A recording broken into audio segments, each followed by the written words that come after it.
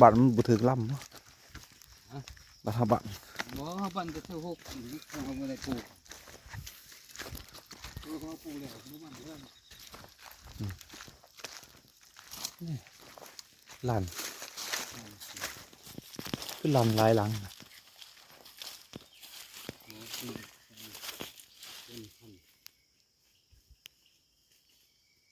ลันซื่อๆวะ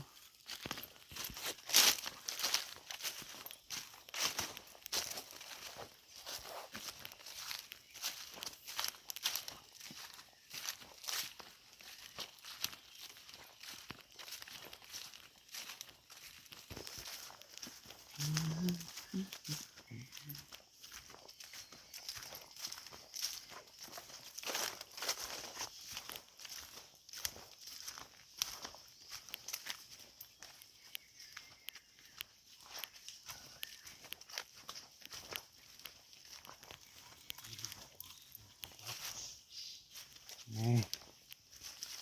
หนูแดง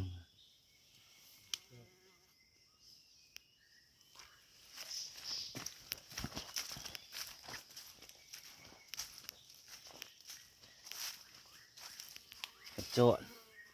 มอนันได้จะได้กระโจน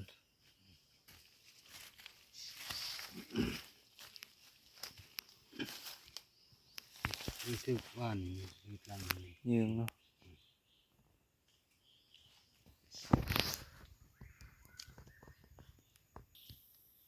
เราทึกก็กลางกลางมันหก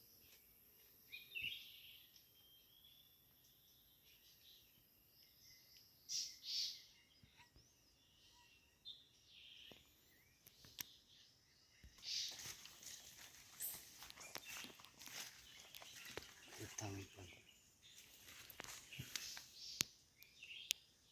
ใหญ่ทางเขาอันนี้ทางเขาบ้านเฮานี่ทางตัวนี้ หนูแดงอย่างว่าพวกให้หนูของเขาโอ้หางมันนี่มิเนี่ยสิมากินเลยนี่ นี่เอามาก่อน เอามาทันเพราะว่าเป็นเสือนกอีก2 แต้มพี่น้อง2 แต้ม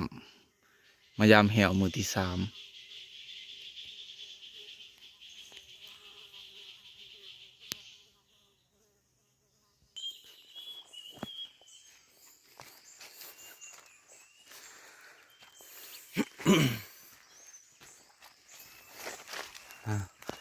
แหวตัวนี้เธอว่าอยากซ่อมมันเลยพี่น้อง